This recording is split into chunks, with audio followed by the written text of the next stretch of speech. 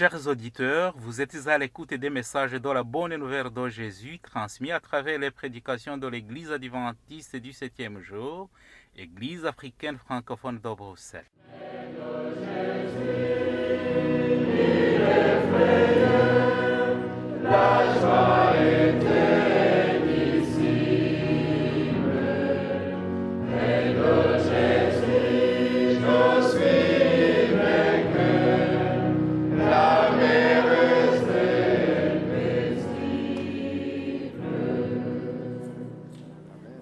C'est ainsi qu'a commencé la bonne nouvelle de Jésus-Christ, le Fils de Dieu. C'est là ce qui est écrit dans le livre du prophète Ésaïe. J'enverrai mon messager devant toi, il te préparera le chemin. On entend la voix de quelqu'un qui crie dans le désert. Préparez le chemin pour le Seigneur, faites-lui des sentiers droits. Marc chapitre 1, verset 1 à 3. Itangiro ry'ubutumwa bwiza bwa Yesu Kristo, umwana w'Imana. Nk'uko byanditswe n'umuhanuzi Yesaya, ngo nuko ndenda gutuma integuza yanjye mbere yawe, izatunganya inzira yawe. Ijwi ry'urangurira mu butayu, ati nimutunganye inzira z'Uwiteka, mugorore inzira ze. Mariko igice cya mbere, umurongo wa mbere kugeza ku wa 3.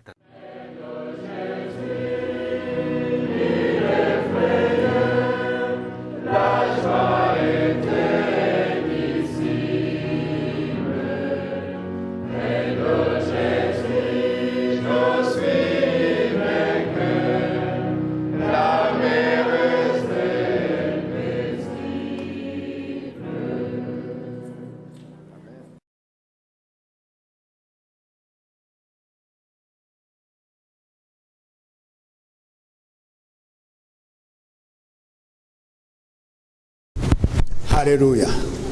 Hallelujah. Hallelujah. Hallelujah. Igihe ugize amahirwe ukabona n'isegonda imwe guhumeka, Chaque fois que tu as au moins une seconde de respiration, ugomba kubishimira Imana. tu dois dire merci à notre Seigneur.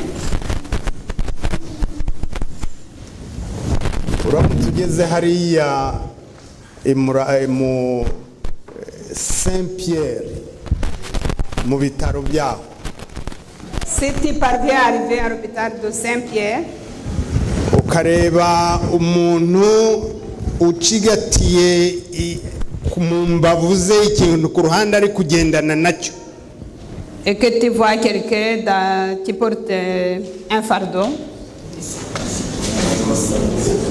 ukibwira yuko ahari ari agashakoshi ka kandi k'abagore atwaye k'abasungarere, et tu vas penser que c'est un sac à main qu'il porte, ariko ari igipira banyujije mu rubavu kugira ngo ashobore kwituma. alors que c'est une sonde par laquelle il va pouvoir uriner. Nibwo wamenya amahirwe ufite yo kuba uhumeka. C'est à ce moment-là que tu te rends compte de la chance que tu as d'être encore en vie et de respirer.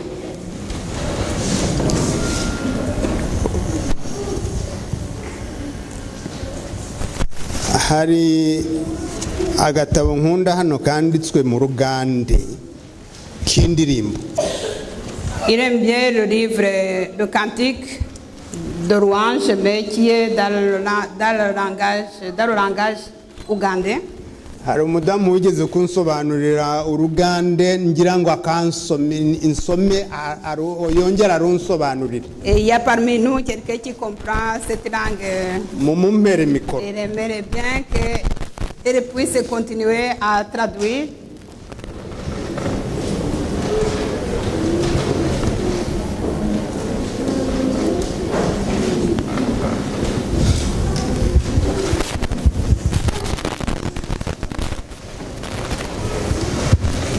Ako gatabo ndagakunda cyane, ni agatabo k'indirimbo zo guhimbaza Imana nk'izi zanyu za 200. J'aime bien ce livre parce que c'est un cantique de louange. Ariko ko karimo indirimbo 235. Il a que 235 chants. Ku mutwe wa kubanza hari aya magambo. Dans les paroles d'introduction, il y a les paroles suivantes. tewari kutukwa muntu okwari kuride kuruyimba orwetendo nkorwo orwawurirwa basumba abari boka kutare ryebeserekemu ikiro kurunaku rwe Yesu yazaribwa. ngo nagutwi k'umuntu kwigeze kumva iyo ndirimbo y'abayobozi ku Betelehemu ku munsi yavukiye. Oui. Il dit qu'il n'y a même pas eu les oreilles de l'homme qui ont écouté ce chant depuis Bethléem, le jour où il est né. No n'abamarayika uretse urwo iyo ndirimbo abayiririmbye no mu ijuru bari batarayumva. Même les anges n'avaient jamais entendu ce chant. ngo indirimbo yaririmbwe ku munsi Yesu yavukiyeho ikumvwa n'abashumba bari Betelehemu. Ce chant a été chanté pour la première fois le jour de la naissance de Jésus et a été entendu pour la première fois par les bergers. haba mu ijuru haba mu isi nta wari warigeze ayumva. Et personne n'avait jamais entendu ce chant. arakomeza akavuga ati entisa yajure imitima ng'abamarayika ngabewunya. ngo ubwoba bwinjiye imitima y'abantu abamarayika baratangara. okuraba ngo murangira ow'ekitiibwa ngazarirwa mu rutiba ente mwezirira. kubona umwana w'icyubahiro abyarirwa mu kiraro cy'inka aho zirira. Même les anges, ils ont eu peur de voir l'enfant de Dieu venir naître dans le berger, dans une ferme. nga yetwaza bwatyo yiyeza gutyo ku lw'aboonoonyi kubera abanyabyaha ku lulwo nange. kubera njyewe nawe. Et tout cela a été fait à cause de nos péchés pour toi et pour moi. warangiza ukagenda wimaramora ngo uri iki. Et alors après ça, tu vas te montrer ou te mettre haut et sans toutefois te poser la question, qui es-tu? uri iki. Et qui es-tu? yaba waruzi. Si tu savais, yaba waruzi. mu mwaka w'igihumbi kimwe magana cyenda 1966 benshi mwari mutaravuka. en 1966, nge nari naravutse da kera nari maze nk'imyaka nari umusore. pour lui, c'était un jeune homme de 4 ans. nubwo nari nkiri agasore yenda kangana na mugisha nari ndi umusore ntarasoreka cyane ariko nari umusore icyo gihe. Et il pense que dans cette période de 1966, c'était un jeune homme. umwami w'Ubuganda witwa Kabaka Mutesa wa kabiri. Et le roi de l'Ouganda qui s'appelait Kabaka, yarahunze kubera intambara zari zihari. il a fui son pays à cause de la guerre. maze abantu bari bamugaragiye bari kumwe nawe bigera ahantu batabasha kuba bakiri kumwe nawe bariyoberanya abona asigaye wenyine. Et pendant qu'il fouillait son pays, tout le monde qui le suivait, à un certain moment, ils ont pu se camoufler et ne montraient pas qu'ils étaient avec lui. Et il s'est trouvé seul. ubwo yari amaze kwiyoberanya yaragiye asesera mu rugo rw'umuturage. Et quand il s'est trouvé seul, il est entré dans une famille paysanne. ahasanga kuko abagabo bari bagiye ku misozi kurebaho uko urugamba bari kunekaho igitero gituruka, ahasanga umutegarugori. Et dans cette famille dans laquelle il est entré, tous les hommes étaient déjà partis à la guerre. Il a trouvé seulement la femme. muzi ingendo y'abatware kugira ngo ave hano yaramenyere kugenda ateruwe agenda ibirometero nk'icumi biba bikomeye cyane. Vous comprenez bien que vu qu'il avait l'habitude d'être porté, marcher pendant 10 km c'était difficile pour lui. Ahagera naniwe. Et il était très fatigué. Afite inyota. Et il était assoiffé. Abwira umudamu waraho ati nyabuna wiriwe madame. Et il a demandé l'audience dans ce foyer. Ndakwinginze mputuzi two kunywa nibura n'iki sari. Et il a demandé si la dame avait l'eau pour lui. Ibisambo abaferera baha muri iki gihugu hano cyangwa atangira gukomura akaruru. Et la dame n'était pas contente. Elle a dit non, tu ne dois pas venir ici. Elle a commencé à faire du bruit. Umwami n'ubwitonzi aramubwira ati nyabona mbabarira reka ngende aranyera aragenda. Et comme le roi ne voulait pas se faire montrer ou se faire connaître son passage, il a supplié à la dame de ne pas crier et de le laisser partir en silence. Kuko yaza kuvuza induru bari kuza bakamwica. Parce que s'il avait crié en disant le roi est ici, ils allaient venir le prendre et le tuer. Ariko ajya kugenda ageze hepfo arambwira ati nyamara ariko madame.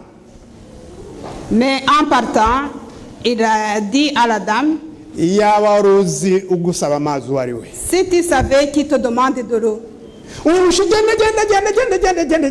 Genda wagisambo uje kunsahura n'amazi amazi yari ukuntu ataboneka. Et la dame elle a continué à crier en disant va-t'en parce que tu viens peut-être pour voler, même l'eau ici est très chère. Muri Uganda hari agace kari ugiye mu munce zaho yimuka kumanuka epfo hari agace kugira ngo muri icyo gihe ubona amazi wagendaga mu gitondo n'igare ukirirwayo kwiriba ukagaruka nimugoroba saa 12. Parce que peut-être cette dame habitait dans une zone de Uganda où l'eau est vraiment très très chère et on trouve cette eau dans les endroits très éloignés. Arakomeza aragenda yigirayo imbere cyane. Et le roi a continué à marcher. Ajya kugera ku cyaro cy'Masaka. Et il est arrivé à la rive de Masaka. Ku cyaro cyitwa Kitambwe. Dans un endroit où on appelle Kitambwe. Ababaye mu Buganda hari murahaza ababaye muri Uganda. Et ceux qui sont passés en Ouganda connaissent peut-être cette région. Ku gasozi kitwa Sanafu. Yarananiwe cyane noneho. Il était très fatigué à ce moment-là. Yinjira nanone mu rugo rw'umuturage. Et il a eu envie d'entrer encore dans une autre famille. Asanga nkuko n'ubundi byagenza abagabo babaje uko abagabo nyine ni myugariro. Et il n'y avait pas aussi des hommes, il n'y avait que la femme. Umudamu wari muri urwo ruba muronye n'ukuntu ari ananiwe yenda kwitura hasi.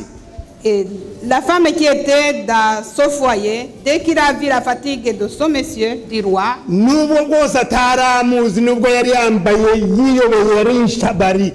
ne reconnaissait pas parce que le roi avait essayé de se camoufler.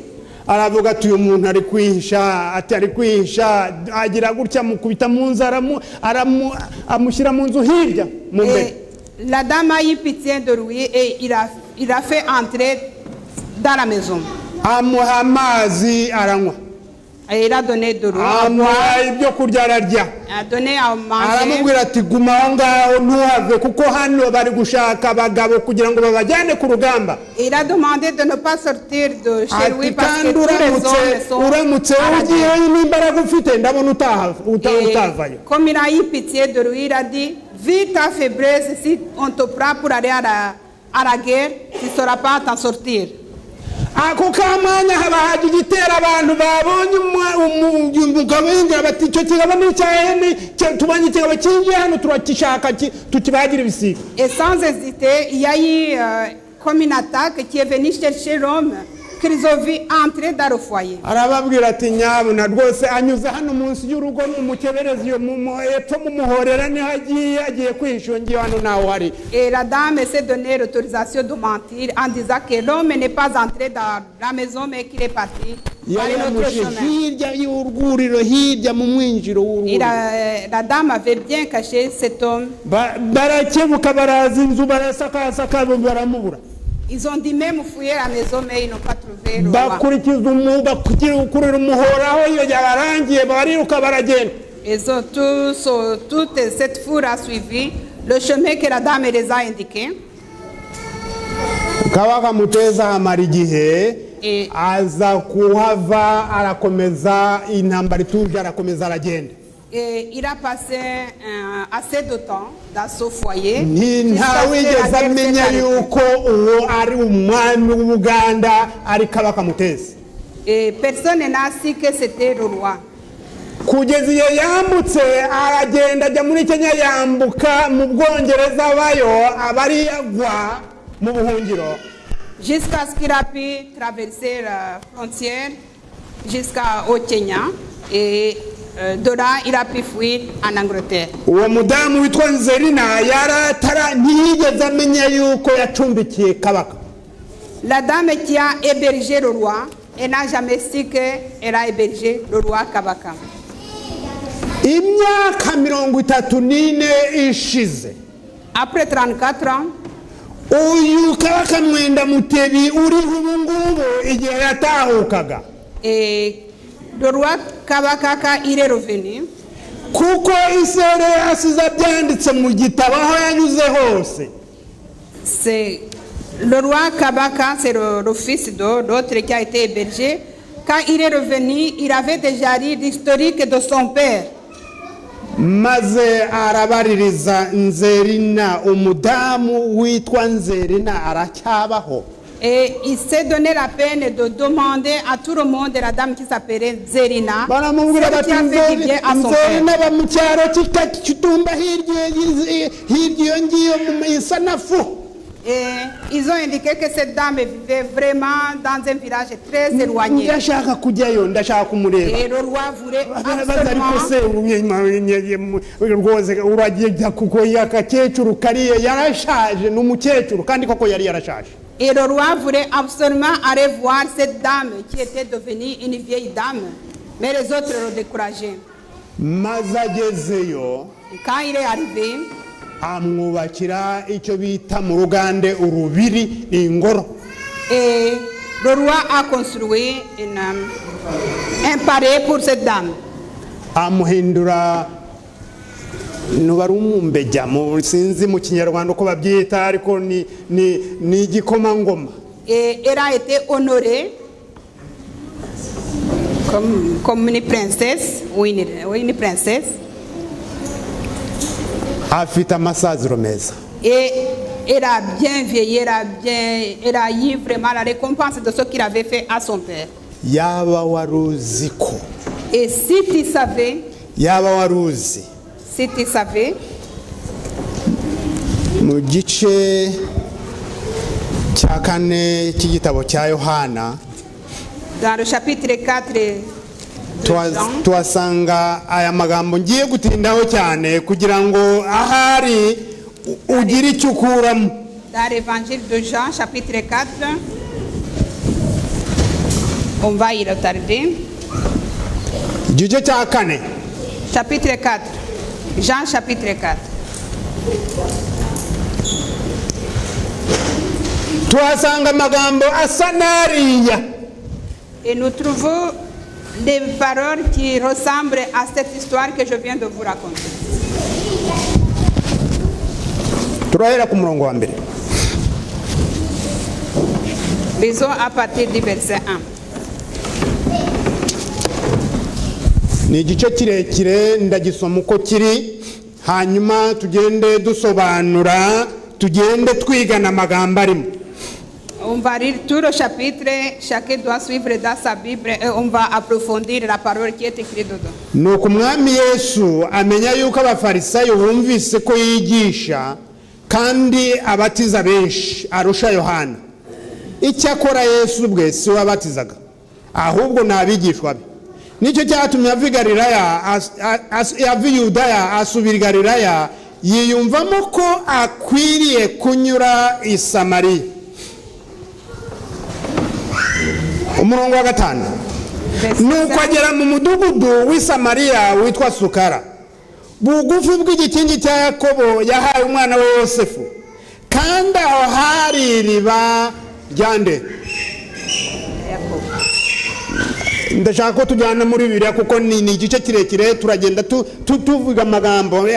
Hari iriba ryande. Les paroles sont projetées. Nuko Yesu ananiwe. Yesu agenje ate? Ananijwe nuko yagenze cyane,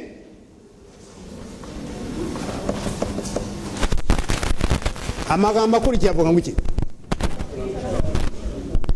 Ngo iki? Apfa kwicara kuri iryo riba hafi nk'isaha esheshatu. Jésus, fatigué du voyage, était assis au bord du puits. C'était environ au 6e heure. C'est le verset 6.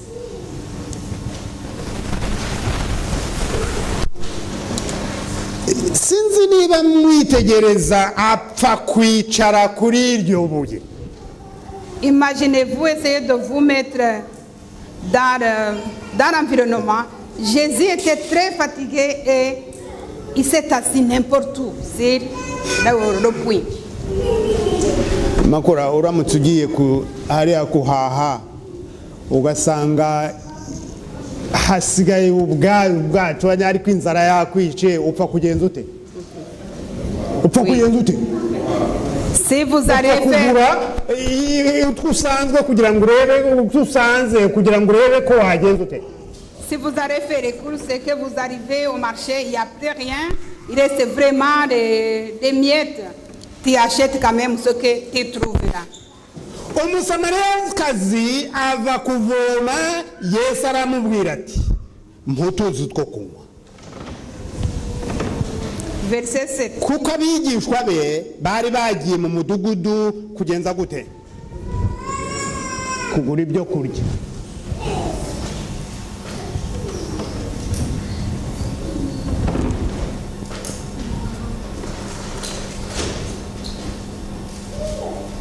Umusamariyakazi aza kuvoma. La femme samaritaine est venue chercher. Abigishwa be bari bagiye mu mujyi mu mudugudu kugenza gute? Et les disciples de Jésus étaient partis en ville chercher quelque chose à manger.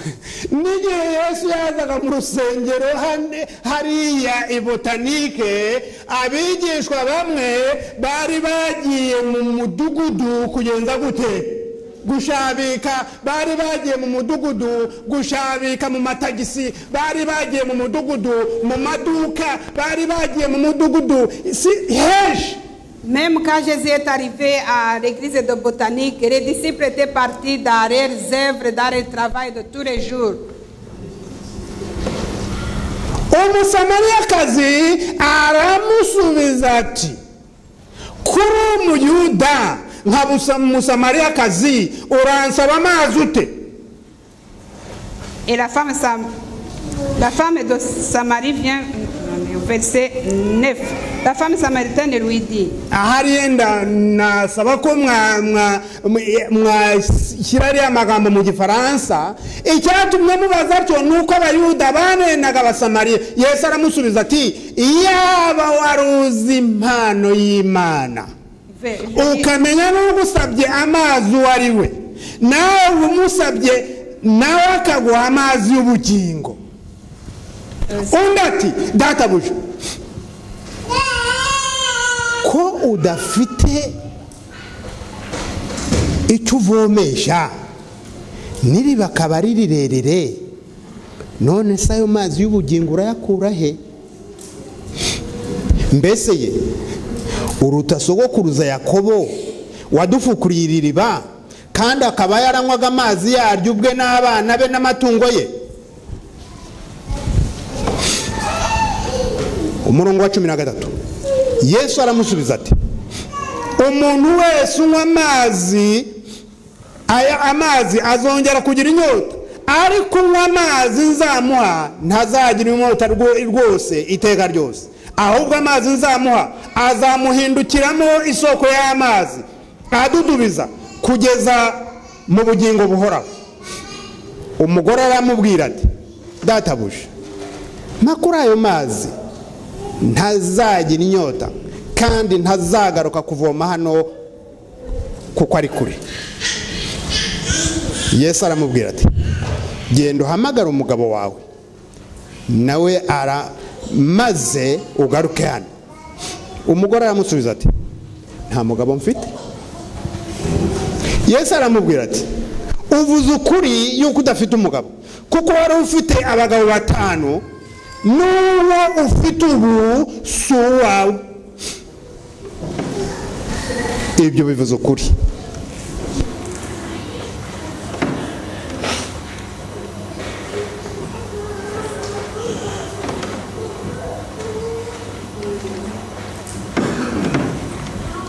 Murongo wa 19 verset 19. Yesu aramubwira ati umugore aramubwira ati databuja menye yuko uri umuhanuzi. Basogokuruza bacu basengeraga kuri uyu musozi namwe mukagira ngo Yerusalemu niho hakwiriye gusengerwa. Yesu aramusubiza ati mugore nyizera igihe kizaza ubwo bazaba batagisengera data kuri uyu musozi cyangwa Yerusalemu. Dore mwebwe musenga icyo mutazi ariko twebwe dusenga ibyo tuzi kuko agakiza kava mu Bayuda.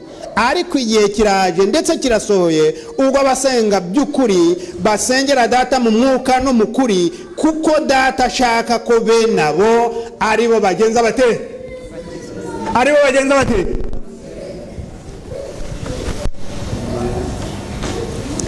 Imana n'umwuka n'abayisenga bakwiriye kuyisenga mu mwuka no mu kuri.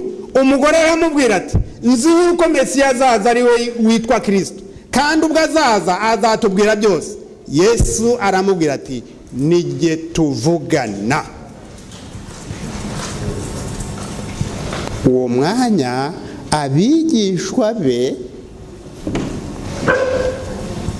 babandi baraza batangazwa nuko avugana n'uwo mugore ariko ntihagira umubaza turashaka iki cyangwa niki gitumye uvugana nawe. Nuko uwo mugore 28 verset 28. 28 uhaca umurongo. Vous pouvez souligner le verset 28. Umurongo wa 28 Mukristo waje muri iri torero gusenga muri iki gitondo uceho umurongo. J'invite à tout le monde qui est ici de souligner le verset 28. Nuko umugore asiga ikibindi cye aragenda ajya mu mudugudu. Alors la femme ayant laissé sa cruche s'en alla dans la ville. Nuko umugore agira ate Et la femme s'en alla. Biranangaza umugore yaje kuvoma kandi amazi ava kure. Et la femme était venue chercher de l'eau. Ahuye n'umugabo witwa Yesu aramubwira ati nyabuna makumazi undi ati amazi se wa muntu we amazi ko nturehe nawe. Et la femme était venue chercher de l'eau, mais à la rencontre de Jésus qui a demandé de l'eau, elle a commencé à dire qu'ils n'ont pas de relation familiale qui leur permet de s'échanger ou de se partager ce puits. Bamaze kuvugana maze kumva ibya Yesu. Et après avoir entendu la parole que Jésus lui a dit, agenza ate qu'est-ce qu'elle a fait? Aravoma arangije ikibindi arakijyana kugira atura amazi arangije mu mudugudu kubwira abandi. Est-ce qu'elle a pris l'eau et est partie avec l'eau pour aller annoncer ce qui s'est passé? C'est vrai ou c'est faux? Umugore arangiye abamaze kuganira aravoma aragenda ajyana ikibindi agitura iwe arangije ajya mu mudugudu abwira abandi. Niko Bibiri ivuga? Oya. Agenza ate asiga ikibindi cye. La femme ayant étonnée de la parole qu'elle venait d'écouter, elle a laissé même la cruche et est partie. Wibaza uriya mugore kuki yasize ikibindi cye kandi aricyo cyamuzanye kandi amazi agomba kuyavoma amazi aruhije ikibindi aragisigara agenda. Vous Pouvez-vous vous poser la question pourquoi est-ce que cette dame était venue pour chercher l'eau et qu'elle est partie sans eau? yaba waruzi ugusaba amazi uwariwe. Et si tu savais qui te demande l'eau. Uyu musamariyakazi yagiraga umushiha utewe n'ibyaha bye. La femme samaritaine était une femme qui était devenue cardiaque, comme elle était devenue vraiment méchante à cause de ses péchés. Kubera uko yari ameze yaje ahari icamunsi avuga ati uwo duhurira ku mugezi se reka njye kuvoma abantu yaje abandi badahari. Et cette dame est venue au moment où il y avait personne au puits. Ntabwo yari azi ko ari buhure n'umuntu. Elle ne savait pas qu'elle allait croiser quelqu'un à ce puits. Dore nari nzi ko ndahure nta muntu hari dore n'uyu se we yaje et voilà elle avait choisi elle ne voulait pas croiser personne. L'heure de midi c'est l'heure où elle ne voulait vraiment croiser personne. Maze cyaka noneho doraransaba n'amazi. Et voilà, j'arrive ici, j'espérais croiser personne et je croise ce monsieur qui me demande même l'eau. Niko murihe nawe. Et elle a posé la question, quelle est la relation entre toi et moi? Abahirika ndabazi duhuriye namwe gendere ndabazi. Je vous connais, quelle est la relation entre toi et moi? Uyu mugore umurongo wa 14 uyu musamariyakazi au verset 11 la dame samaritaine yari umunyabwenge. Elle était intelligente.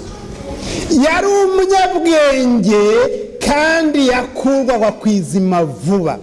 Mais elle était vite, elle changeait aussi vite. Kuko igihe yaganiraga na Yesu akamubwira ati yaba waruzi ugusaba amazi wari we. Parce que quand elle parlait à Jésus, Jésus lui a dit si tu savais qui te demande l'eau, ubu musabye akaguha ku mazi y'ubugingo. Tu lui demanderais l'eau de vie. Ubukana yarazanye amusubiza. Et la méchanceté à laquelle elle voulait répondre à Jésus, yahise akakana hasi noneho atangira kumubwiza neza. Elle a commencé à se calmer et à vouloir parler calmement à la personne qui lui demandait de l'eau. Kuko yaravuze ati databuja. Et elle a dit Seigneur. Burya hari amagambo muri Bibiliya mugenda usoma wumva databuja. Et il y a des paroles qui sont profondes dans la Bible, là où elle a dit Seigneur. Comme tu n'as pas quelque chose pour prendre de l'eau et que le puits est très profond. Et comment est-ce que tu vas avoir l'eau? Ariko yarubaga yazi uko kuko yamubwiye atamazi avuga ati birashoboka ko afite ubundi buryo. Elle a commencé vraiment à se calmer, à faire une attitude d'obéissance parce qu'elle pensait qu'il y a une autre façon. Yaba waruzi uwaje gusenga wari we. Si tu savais yaba waruzi uwaje kwambaza uwari we. Si tu savais qui tu es venu louer et adorer. Ubukana bwabo wabusize inyuma y'uriya muryango. Ta méchanceté, ton agressivité, tu l'aurais laissé derrière la porte. Umutima winangiye uba wabusize inyuma y'uriya muryango. Et le cœur dur, tu l'aurais laissé derrière la porte. Uyu musamariya yarazi kurobanura icyatsi n'ururo. La femme samaritaine savait bien différencier ce qui est bien et ce qui est mauvais. Akamenya aho inyungu ziri uyu musamariyakazi. Elle savait bien où se trouvaient ses intérêts. Yarutaga abubu. Et elle avait une intelligence plus élevée que les femmes d'aujourd'hui. Abubu ntabwo bahanika. Des gens d'aujourd'hui Les femmes d'aujourd'hui ne sont pas... abubu iyo umubwiye ati nyamara uri mu ikosa arakubwira ati ntushingeho. Les femmes d'aujourd'hui, quand tu lui dis que ça c'est une faute, elle va dire ne parlez pas de moi. abubu iyo umubwiye ati nyabona ibi ntabwo ni aravuga ati turi mu majyambere. Et les femmes d'aujourd'hui ne sont pas flexibles. Elle va te dire on est dans le développement, ne parlez pas de moi. abubu ntabwo bahanwa. Et les femmes d'aujourd'hui, on ne sait pas vraiment les corriger. abubu icyabona amafaranga. Et ce qui est important pour eux, abubu c'est l'argent icyabona ubutunzi. et la richesse. ndabizi hari kenshi twakunda kumva indirimbo itubyohera mu matwi ariko iyo uyu munsi yo ntabwo iryoha ahubwo irasharira. On aime bien entendre des belles chansons qui ont de bonnes paroles dans nos oreilles, mais la chanson d'aujourd'hui elle est amère. abubu umudamu w'ubu iyo arongowe akaba ari kumwe n'umugabo aba afite urukundo 100% muri fiançailles. La femme d'aujourd'hui, une fois qu'elle est mariée, elle reste vraiment en amoureux 100%. yabyara umwana wa mbere hakagabanuka 25 umugabo agasigana na 75.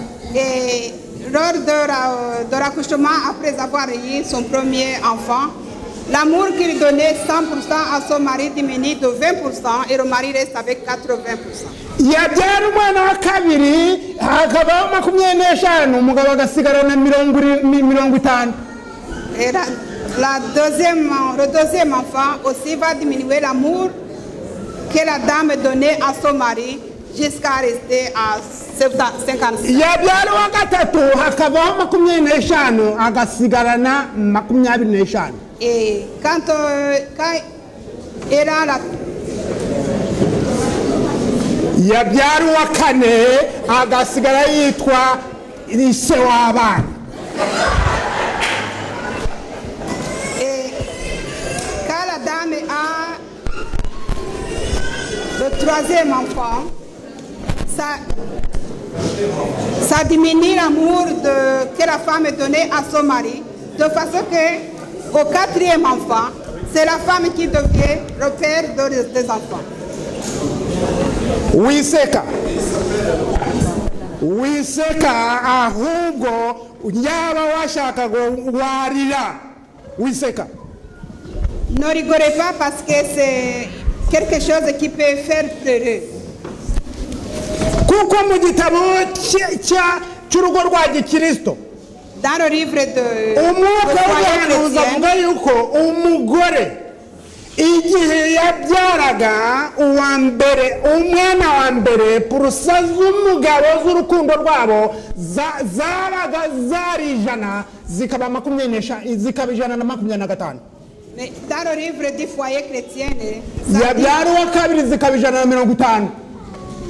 dans le livre de foyer chrétien, ça donne le sens inverse parce qu'à la naissance du premier enfant, le mari aime sa femme jusqu'à 125%. Le deuxième...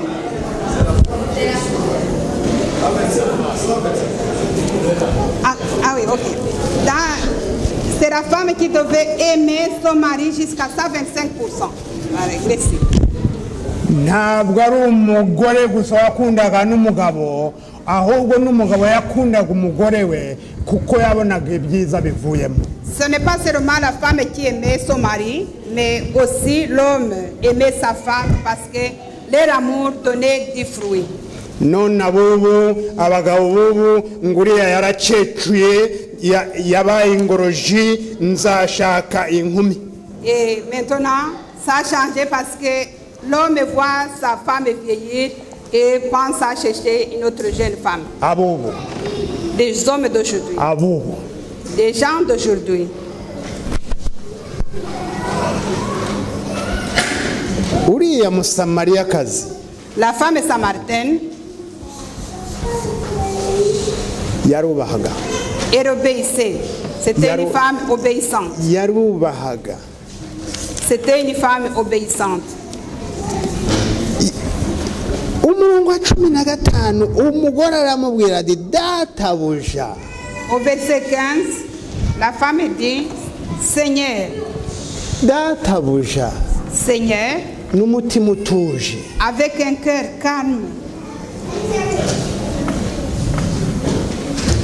Makuri ayo mazi donnez-moi ntazagaruka hano cette eau, afin que je n'ai plus soif kandi ntazagira inyota ukundi. et que je ne revienne plus ici. Yaba waruzi uwo waje gusenga uyu munsi, kwambaza uyu munsi. Si tu savais la personne que tu es venu adorer, que tu es venu louer, que tu es venu prier aujourd'hui, wari kuba wigengesereye ukavuga uti mwami, tu allais te comporter calmement et dire, databuja, Seigneur, nkuramwo umutima wibuye unshyiremo umutima w'inyama. enlève-moi le cœur dur et le cœur de pierre et mets en moi un cœur de chair, kugira ngo nshobore kubona umugisha. afin que je puisse avoir tes bénédictions. Uyu musamariyakazi yategaga amatwi La femme samaritaine, elle savait bien écouter agatekereza et elle avait le temps de réfléchir kandi agategereza. et elle avait aussi le temps d'attendre. Abubu ntibubaha. Les femmes d'aujourd'hui n'obéissent pas. Niyo bari mu rusengero Même à l'église, bongorerana, et ils commencent à se parler bavuga et ils sont occupés aussi à parler. ibyari itema n'ibyaririma. Et c'est comme s'ils étaient au marché. Imitwaro yabo iriya baba bayizanye yose bayishyize mu rusengero. Et ils apportent tous leurs fardeaux à l'église. Nicyo cyatumye bamwe Yesu abitegereza akavuga ati iyo mwaje mu rusengero ninde wababwiye ko muza kururibata. Et c'est pour ça que Jésus avait regardé tous ceux qui venaient à l'église et les a demandé, qui vous a demandé de venir salir ma maison? Abubu bo baba basakuza. Les femmes d'aujourd'hui, ils parlent, ils font du bruit. Abubu ntibashobora kwibombarika kuko bibwira ko bari mu isoko hahandi hanze aho bahora. Ils ne donnent pas la valeur de l'endroit où ils sont, ils oublient qu'ils sont dans la maison de Dieu. Abubu ubabwira ukuri ahubwo bakazura umugara. Et quand il leur dit la vérité, ils commencent à se fâcher, à hausser les épaules. Ndetse abubu yukomye ku ikosa rye. Et si tu montres sa faute akaba afite ububasha et qu'il a la possibilité, yakugira nk'ubwa muka Herode ibyo uko yakoze Yohani Baptiste. Quand ils montrent leur faute, dans le moment où ils ont la possibilité, ils te feraient comme la femme de Hérode quand il a demandé la tête de Jean-Baptiste. Abubu nubwo nta nkota bafite, Même s'ils n'ont pas d'épée, aba yamaze kugusogota byarangiye. il a déjà vraiment commis un péché de te faire du mal dans ses pensées. Kuko ijambo ry'Imana riravuga ngo Bibiliya mwumvise bavuga ngo ntukice. Même la parole de Dieu dit qu'il ne faut pas tuer. Ariko nureba mugenzi wawe ukamwifuriza ikibi, Mais quand tu regardes ton voisin que tu commences à souhaiter ukamuvuga nabi, quelque chose de méchant et que tu parles mauvais de lui, wamaze kumusogota, et tu l'as déjà tué. byarangiye. Et c'est fini. Uyu musamariyakazi La femme samaritaine, yarazi gufata icyemezo atajegajega. elle a pris la décision sans toutefois regarder à gauche et droite. Uyu musamariyakazi La femme samaritaine, yarazi guhitamo neza. elle a bien choisi, Yarazi guhitamo neza. elle savait choisir. Umurongo wa 28 Verset 28, nongere mpasome. verset 28.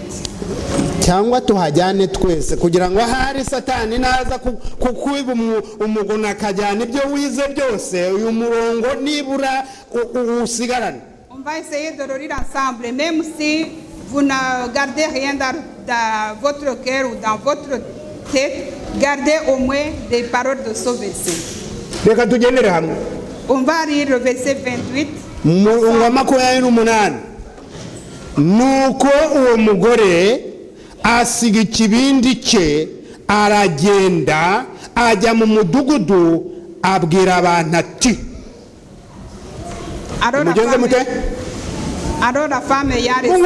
Mumurikire tugende abansabira umurumuka wera iki cyigisho cyane mu byigisho bitatu ejo bundi nakomeje gushakashaka mbwira Imana ni Mana umbwira icyo nigisha kandi ukimbwira ijoro ndakirota ejo nibwo nakirose ndavuga ni iki. J'ai demandé à Dieu de me donner les paroles auquel je vais vous parler et jana nanjye murongo 28 uwo mugore asiga ikibindi cye aragenda ajya mu mudugudu abwira abantu ati 29 muhasomere rimwe mwese. Lisons verset 29 ensemble. Venez voir un homme qui m'a dit tout ce que je fais. Nimuze murebe umuntu mbwiye ibyo nakoze byose murebe ko ahari ari Kristo. Venez voir. Bava mu mudugudu bagenza bate. Verset 30, ils sortirent de la ville et vers lui.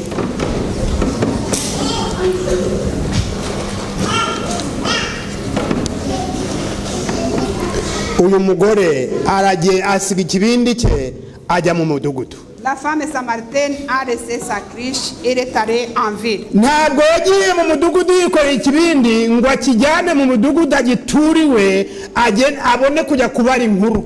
Elle n'a pas pris sa criche pour la déposer chez elle en fait d'annoncer la bonne nouvelle. Kuko uwo muzigo wose Elle ne voulait pas porter son fardeau. Yabonye aho awusiga. Et elle a laissé son fardeau.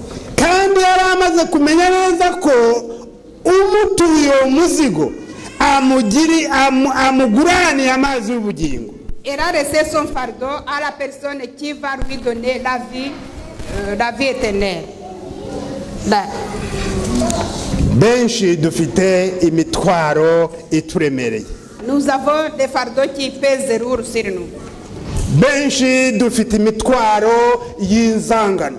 Et nous avons des fardeaux de la haine. Benshi dufite imitwaro y'amaganya. Et nous avons des fardeaux de chagrin. Benshi dufite imitwaro y'ubukene. Et nous avons aussi des fardeaux de pauvreté. Benshi dufite imitwaro yo kubura akazi. Et les autres, nous avons des fardeaux de ne pas avoir du travail. Benshi turinda shima. Et les autres, nous avons ce fardeau de ne pas être les personnes qui reconnaissent. Benshi dufite imitima inangiye. Et nous avons des cœurs durs. Benshi dufite imitwaro y'amazimwe. Et souvent nous avons des fardeaux de parler des autres. Ukikorera nyirakanaka akurusha ibiro maze ibiro bikagutsikamira. Et tu commences à parler de l'autre jusqu'à ce que tu portes tout son poids sur toi-même. Ukagenda wikoreye umutwaro muri telefone kanaka uzi ibyo kanaka yavuze uzi uko yarameze uzi umutwaro ko gutsikamira. Et ce fardeau de parler des autres devient vraiment quelque chose de trop lourd pour toi. Hari umuntu twaganiriye areba umugore ari kuvuga umugore yapimaga ibiro 40 aravuga ati urabona uriya mudamu ari kuvuga yahoze avuga kuntu apima we apima 200. Et une dame parlait de quelqu'un d'autre qui pesait plus lourd qu'elle. Atariko urabona we afite ibiro 40 ariko ati yikoreye umutwaro w'umugore yikoreye umugore w'100 aramwikoreye ku mutwe kandi si we wenyine akubiseho n'undi buriya si we wenyine n'abandi bikamutsikamira umutwe ntasinzire. Et cette dame parlait d'une dame qui pesait au moins 100 kilos alors qu'elle pesait au moins 40. Et ne parlait pas seulement d'une seule personne, elle parlait d'une autre. Et tout ce poids, c'était devenu lourd pour elle. Imitwaro y'amazime. Et ces fardeaux de parler des autres. Imitwaro y'uburyarya. Des fardeaux de malhonnêteté. Imitwaro y'uburyarya. Umudivantiste aho yakubwije ukuri. Et un adventiste aurait de te dire la vérité. Ntabwo mbizi. Ntabwo mbizi ahari. Doucement, non, je sais pas. Peut-être. Si wese wahoze ni awa. Et va se contenter du malheur des autres. Akagusekera ariko mu mutima avuga ngo awa. Et va même jusqu'à vraiment montrer la joie extérieure alors que son cœur il est déjà. Uyu musamariyakazi biriya byose yarabifite kuko ikiganiro yatangiranye kuvuga na Yesu yihemubwira ati mbese mwarigenje mama se ko mwebwe ngo muri abaye ko dusangiye dute tuvugana dute. La femme samaritaine aussi avait tout ce fardeau parce qu'au moment où elle a commencé la conversation avec Jésus, elle a montré son cœur, toute cette méchanceté ou cette malhonnêteté envers Jésus. Ariko amaherezo umutima we wagiye wururuka kugeza ubwo yasigaye afite umutima w'iki. Mais petit à petit son cœur s'est déchargé petit à petit jusqu'à ce qu'elle ait un cœur léger, un cœur de chair. Yaba waruzi ugusaba amazi wari we. Si tu savais qui te demande de l'eau. Yaba waruzi ukorera wari we. Et si tu savais pour qui tu travailles. Yaba waruzi ikikuzana mu rusengero icyari cyo. Et si tu savais pourquoi tu te rends chaque sabbat à l'église. Yaba waruzi icyatumye ubatizwa kwitwa umukristo. Et si tu savais pourquoi tu t'es fait baptiser pour devenir un chrétien. Yaba waruzi amahirwe ufite abandi batabonye. Et si tu savais la chance que tu as que les autres n'ont pas. Hari umugabo hariya mu Buhindi wigeze kujyayo gukora amavuna. Il y a quelqu'un qui s'est rendu en Inde pour la période d'évangélisation. Nuko abakristo asanga kuko bihishaga ahantu cyane bagenda bateranira mu buzu asanga bazi Bibiliya mu mutwe. Et en Inde, les chrétiens se réunissaient dans des endroits très cachés, ils connaissaient très bien la Bible. Nuko baramubwira bati udusabire. Et les chrétiens ont demandé de prier pour lui. Kugira ngo natwe tubone umudendezo uko dushobora gusaba tutiriwe batadushyize inkota ku bitugu. Et les chrétiens ont demandé de prier pour eux, afin qu'ils aient au moins la liberté religieuse de prier dans la joie et dans la regret. Maze uwo mupasitoro araturikararira. Et le pasteur a pleuré. Arababwira ati ibyo byo ntabwo ndi bushobore kubisaba mu byo mbasabira kugira ngo mumere nkatwe ntabwo nshobora kubikora. Et il a dit ça je ne saurais pas refaire parce que prier pour vous pour que vous ayez cette liberté d'adoration je ne peux pas refaire. Bati kuki utabikora. Et ils ont posé la question pourquoi est-ce que tu ne peux pas refaire. Arababwira ati iwacu dutangira ishuri ryo kwisabato saa 4 n'igice saa 5 kandi mbere twaratangiraga mu masaa 2 n'igice. Il leur a dit que dans son église d'où il venait, l'école du sabbat commence à 10h, 10h30, alors qu'avant, l'école du sabbat commençait à 8h30. ati iwacu buri wese baza mu isabato bavuye mu maduka bavuye kugira gute bavuye hirya no hino bibere niyo bari mu rusengero buri wese aba ari kuri telefone kuko aba ari gushatinga na mugenzi we. Il leur a expliqué que dans son pays, les chrétiens viennent à l'église après avoir fait leurs courses et même quand ils sont à l'église, ils sont occupés par autre chose. ati iwacu buri wese niyo uri kwigisha buri wese aba ari kureba ku isango mbese we yagize vuba tugataha. Et il leur a expliqué aussi que dans son pays, quand il y a quelqu'un qui est en train de prêcher, les autres regardent la montre et leur montrent qu'il est temps de partir. ati naho hano ati hano iwanyu Mais vous, ici, mufite igihe vous avez votre temps, murihisha même si vous vous mukamara cachez, umunsi wose même si vous vous cachez muri pendant toute la journée. gutekereza kuri Kristo ndetse n'ibyo n'amasomo mukayafata mu mutwe ku buryo byantangaje kumva kubona mvuga isomo umwe akarimbwira undi akarimbwira kandi nta Bibiliya afite. Au moins vous avez même en cachette le temps de connaître et d'étudier les leçons et les versets bibliques jusqu'à ce que vous connaissez très bien la Bible.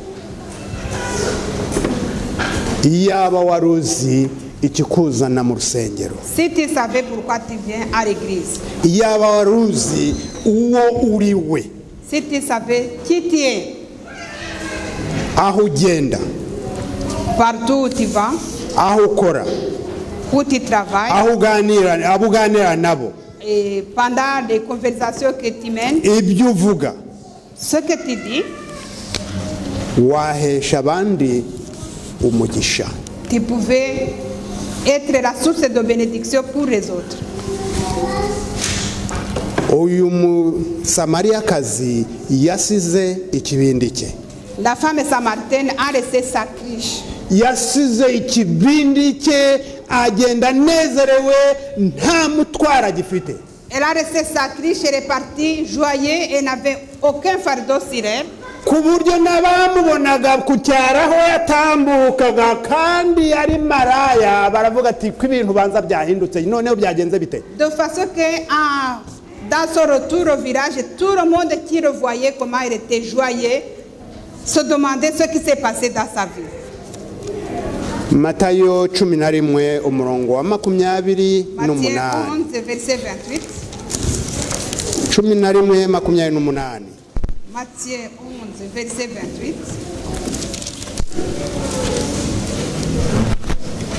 Mwese abarushye n'abagenje bate n'abaremerewe munsange ndagenza nte.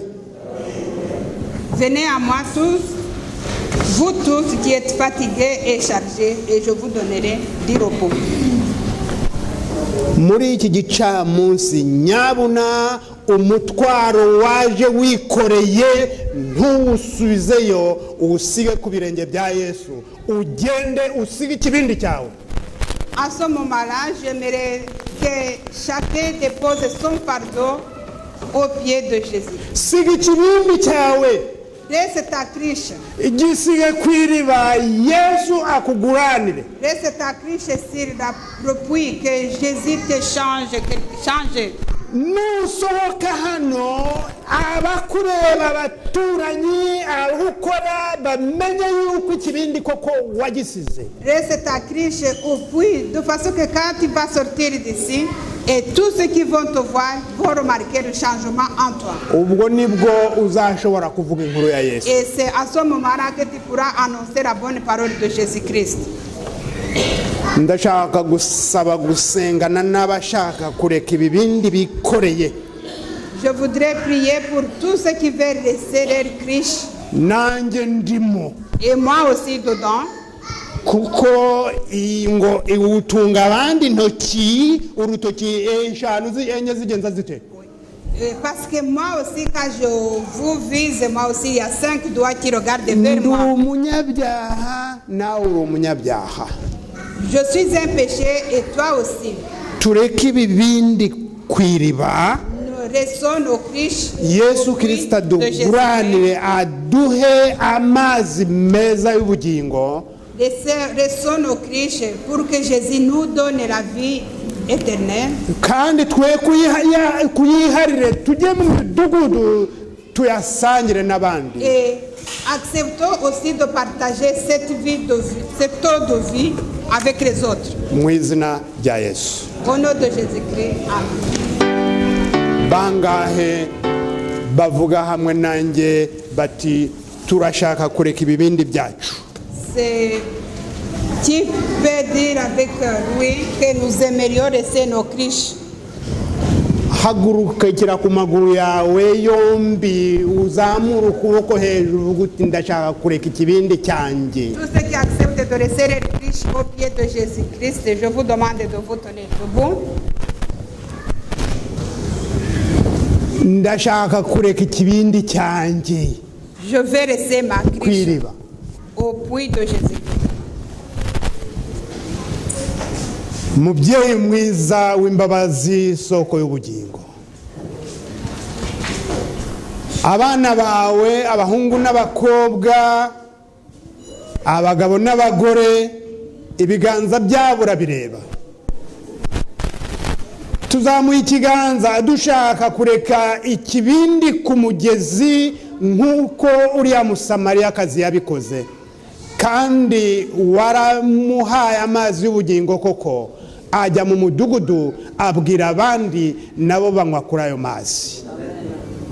Nsaba niwombetse